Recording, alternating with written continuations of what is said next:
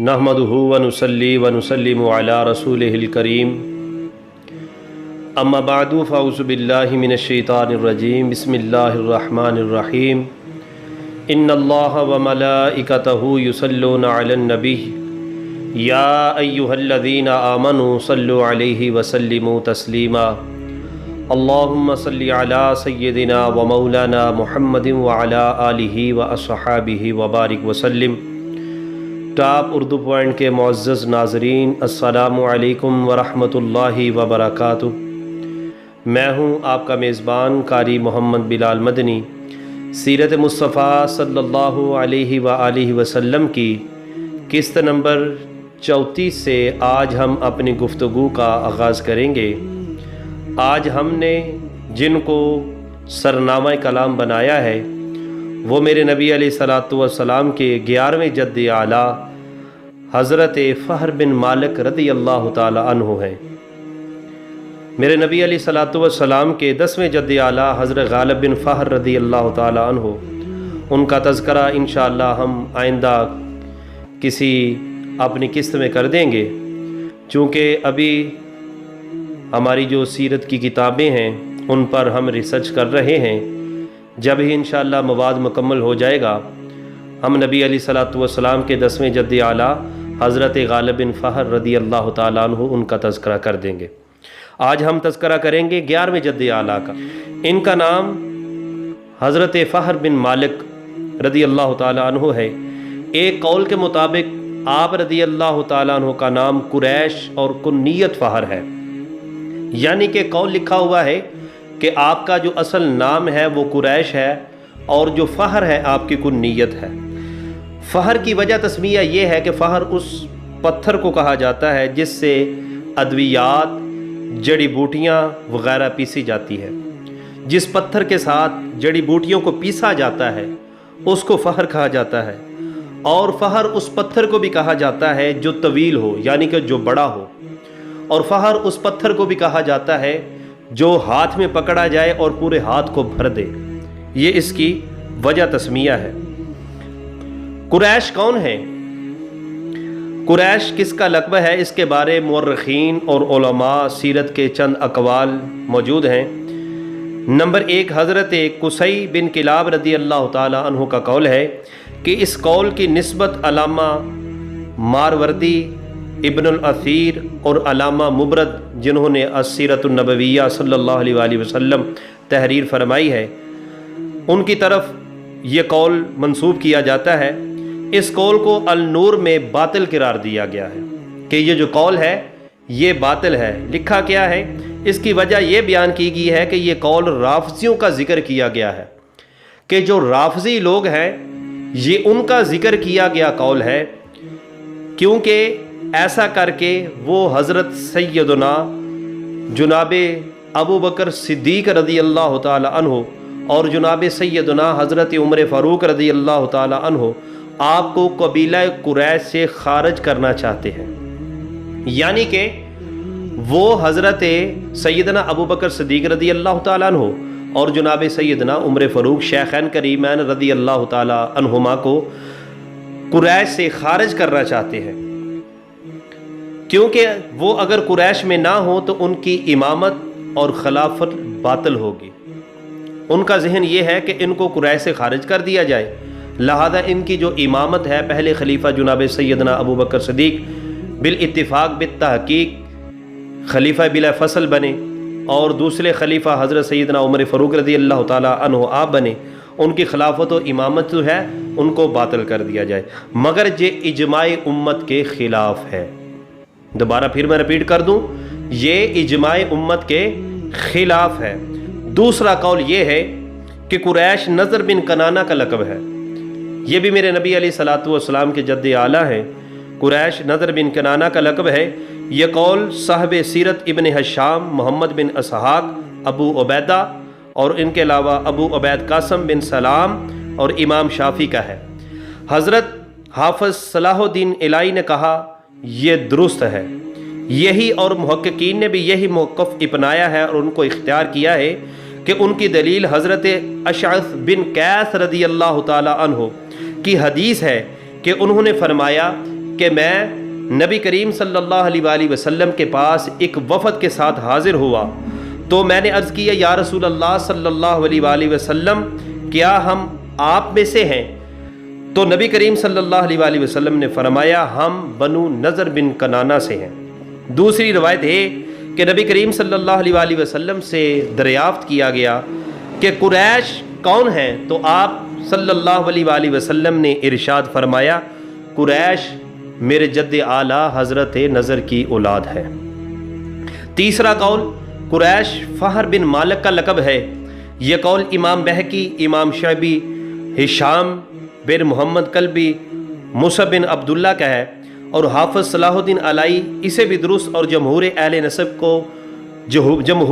نسب کا موقف قرار دیتے ہیں۔ اور امام زہری نے فرمایا کہ میں نے عرب کی نسب بیان کرنے میں سب کو اسی طرح پایا جس طرح فہر بن مالک سے متجاوز ہے کہ وہ قریش ہے۔ ناظرین کرام، کتب سیرت اور تاریخ میں قریش کے بارے میں درج اقوال میں آپ کی خدمت میں پیش کر دیے جو عند اللہ درست ہے، اسی کو ہم مان کر قریش کی وجہ تسمیہ کی طرف بڑھتے ہیں۔ قریش کی وجہ تسمیہ یہ ہے کہ قریش کو قریش کیوں کہا جاتا ہے، اس کی کئی وجوہات کتب سیرت اور تاریخ نے بیان کی ہیں۔ قریش اس سمندری جانور کو کہا جاتا ہے جو تمام جانوروں سے قوی ہوتا ہے، یعنی کہ سمندر کے جتنے بھی جانور ہیں ان جانوروں میں سے جو زیادہ قوی ہوتا ہے اس کو قریش کہا جاتا ہے، اسی وجہ سے ان کو قریش کہا جاتا ہے۔ حضرت عمر بن عاص رضی اللہ تعالی عنہ سے پوچھا گیا کہ قریش کو قریش کیوں کہا جاتا ہے، تو انہوں نے فرمایا قریش سے مراد جانور ہے جو اپنی قوت کی وجہ سے جانوروں کو کھا جاتا ہے، اور یہ خاندان بھی اپنی قوت و ہیبت کی وجہ سے تمام قبائل عرب پر غالب تھا، اسی وجہ سے ان کو قریش کہا جاتا ہے۔ دوسری وجہ یہ بیان کی گئی ہے کہ ایک دن نضر بن کنانہ رضی اللہ تعالیٰ عنہ اپنی قوم کی مجلس میں آئے، ان کے چہرے پر جلال اور وجاہت کو دیکھ کر اہل مجلس ایک دوسرے سے کہنے لگے کہ حضرت نضر بن کنانہ کی طرف دیکھو، ایسے معلوم ہوتا ہے جیسے کوئی طاقتور اونٹ ہو۔ اللہ اکبر، یہ میرے نبی علیہ الصلوۃ والسلام کے جد اعلیٰ کی بات ہو رہی ہے۔ تیسری وجہ یہ ہے کہ لفظ قریش کرش الرجل سے مشتق ہے جس کا معنی ہے لین دین کرنے والا، تجارت کرنا۔ چونکہ یہ خاندان کثرت سے تجارت کرتا تھا، جو بھی بنو نضر کنانہ کے قافلے میں آتے وہ سب کہتے قریش کا قافلہ آ گیا، اسی وجہ سے یہ لقب مشہور ہو گیا کہ قریش ان کو کہا جانے لگا۔ قریش کے بارے میں چوتھی وجہ یہ بیان کی گئی ہے کہ یہی زیادہ درست اور اغلب معلوم ہوتی ہے کہ قریش تکرش سے بنا ہے، جس کا معنی ہے تفتیش کرنا، حالات دریافت کرنا، کیونکہ یہ خاندان موسم حج میں دور دراز سے آنے والے جو زائرین ہیں ان کی خبر گیری کرتے تھے، ان کی ضروریات پوری کرتے تھے اور لوگوں کی خیریت دریافت کرتے تھے، اسی وجہ سے ان کو قریش کہا جاتا ہے۔ حضرت فہر بن مالک رضی اللہ تعالی عنہ، آپ نے اللہ رب العالمین کے گھر بیت اللہ کا تحفظ فرمایا اور آپ نے یمنیوں سے جنگ بھی کی۔ ملک یمن سے حسان بن کلال جو کہ حمیدی قبیلہ کا رئیس تھا، مکہ مکرمہ کی عزت و عظمت کو دیکھ کر حسد کی آگ میں جل اٹھا۔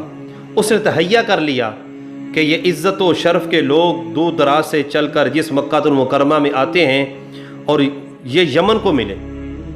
اس نے یمنی قبائل کو جمع کر کے ایک لشکر جرار تیار کیا جو کہ مکہ مکرمہ پر چڑھائی کر کے بیت اللہ سے وہ پتھر جس سے حضرت ابراہیم خلیل اللہ علیہ السلام اور حضرت اسماعیل علیہ السلام آپ نے کعبۃ اللہ کی تعمیر فرمائی تھی، اس کو یمن میں لے جائیں اور وہاں ان پتھروں سے ایک گھر بنائیں اور لوگوں کو اس کا حج کرنے کی دعوت دیں۔ یہ انہوں نے ایک پلان کیا کہ ہم یہاں سے یہ پتھر جو ہے مقام ابراہیم کا، اس کو اکھاڑ کر ادھر لے جائیں اور یمن کے اندر جا کر ہم وہاں پر اس کا ایک گھر تعمیر کریں اور لوگوں کو حج کی یہاں پر دعوت دیں کہ لوگ یہاں پر آ کر حج کریں۔ یوں لوگ مکہ کی بجائے یمن آیا کریں۔ چنانچہ اس برے ارادے کو لے کر بڑا لشکر جرار کو لے کر مکہ مکرمہ کی جانب بڑھا۔ ادھر حضرت نضر رضی اللہ تعالیٰ عنہ کو اس کی خبر ملی تو آپ کعبۃ اللہ کی حفاظت کے لیے قبائل قریش کو آپ رضی اللہ تعالیٰ عنہ نے اکٹھا کیا اور اس کے مقابلے میں آ گئے۔ فریقین میں مقام نملہ کے پاس زبردست جنگ ہوئی، جس میں دونوں فریقین کی طرف سے لوگ جو ہے وہ فوت ہوئے۔ تو حضرت فہر بن مالک رضی اللہ تعالیٰ عنہ آپ کا پوتا قیس بن غالب بھی اس میں زخمی ہوا، مگر اللہ تعالیٰ نے حضرت فہر بن مالک کو شاندار فتح عطا فرمائی۔ یمنی لشکر بھاگ گیا اور ان کے رئیس حسان بن کلال حمیدی جو تھا اس کو گرفتار کر لیا گیا، اس کو جنگی قیدی بنا لیا گیا، جو 30 سال تک مکہ مکرمہ میں قیدی رہا، اور بعد میں 30 سال کے بعد بہت سارا ہدیہ دے کر اس کو رہائی پائی، اور واپسی پر رستے کے اندر ہی یمن کی طرف جاتے ہوئے رستے میں ہی مر گیا۔ حضرت فہر بن مالک رضی اللہ تعالیٰ عنہ آپ کی قیادت میں تحفظ حرم کے لیے لڑی جانے والی جنگ میں جو شاندار فتح ملی، اس کی وجہ سے اہل مکہ نے حضرت فہر رضی اللہ تعالیٰ عنہ آپ کو اپنا رئیس تسلیم کر لی۔ آپ ان کے احکامات کی تعمیل کرتے۔ اس سے پہلے آپ رضی اللہ تعالیٰ عنہ اپنے قبیلے کے سردار تھے، اب وہ قبیلے کے رئیس بھی بن چکے تھے، اور حضرت فہر رضی اللہ تعالیٰ عنہ آپ حاملے نور مصطفیٰ صلی اللہ علیہ وآلہ وسلم تھے، جس کی وجہ سے آپ کا چہرہ مبارک ہر وقت چمکتا رہتا، اور آپ اپنے والد گرامی کے جانشین اور محمود النسب تھے۔ حضرت فہر رضی اللہ تعالیٰ عنہ آپ نے مالک لیلہ بن سعد بن حذیل بن مدرکہ سے نکاح کیا، جس سے آپ رضی اللہ تعالیٰ عنہ کی اولاد ہے۔ آپ کی اولاد میں سے نمبر 1 غالب بن فہر، نمبر 2 محارب بن فہر، نمبر 3 حارث بن فہر، نمبر 4 اسد بن فہر، نمبر 5 جندلہ بن فہر۔ یہ ابن حشام نے السیرۃ النبویہ میں اس کو بیان کیا ہے، اور امام محمد یوسف الصالحی رحمۃ اللہ تعالی علیہ آپ رضی اللہ تعالیٰ نے اولاد پاک کو کچھ اس طرح سے درج فرمایا۔ آپ لکھتے ہیں سبل الہدا والرشاد کے اندر آپ نے فرمایا، آپ لکھتے ہیں کہ نمبر 1 اوف بن فہر، نمبر 2 ریف بن فہر، نمبر 3 جون بن فہر، نمبر 4 محارث بن فہر، اور نمبر 5 غالب بن فہر، نمبر 6 حارث بن فہر، اور نمبر 7 جندلہ بن فہر۔ یہ آپ کی بیٹی ہے۔ حضرت فہر رضی اللہ تعالیٰ عنہ آپ نے اپنے بیٹے کو نصیحت فرمائی۔ آپ فرماتے ہیں کہ تھوڑا مال جو تیرے پاس ہے اس زیادہ سے بہتر ہے جو تجھے ذلیل کر لے، چاہے وہ تیرا ہی ہو جائے۔ دعا ہے کہ اللہ رب العالمین ہم سب کو نبی علیہ الصلوۃ والسلام کے والدین کریمین طیبین طاہرین رضوان اللہ علیہم اجمعین کے ساتھ محبت کی توفیق عطا فرمائے۔ دعا ہے کہ عالم اسلام ملک پاکستان کی اللہ رب العالمین خیر فرمائے۔ آپ تمام ناظرین سے ہم روزانہ اپنے جتنے بھی اقساط ہیں ان میں گزارش کرتے ہیں کہ اگر کسی کو کوئی ہمارے ان ایپیسوڈ میں کوئی سوال ہو، آپ کے ذہن میں کوئی سوال آئے تو ہمارے کمنٹ سیکشن میں ضرور لکھیے گا، انشاءاللہ تعالی ہم ان کا جواب دیں گے۔ اللہ رب العالمین ہم سب کا حامی و ناصر ہو۔ السلام علیکم ورحمۃ اللہ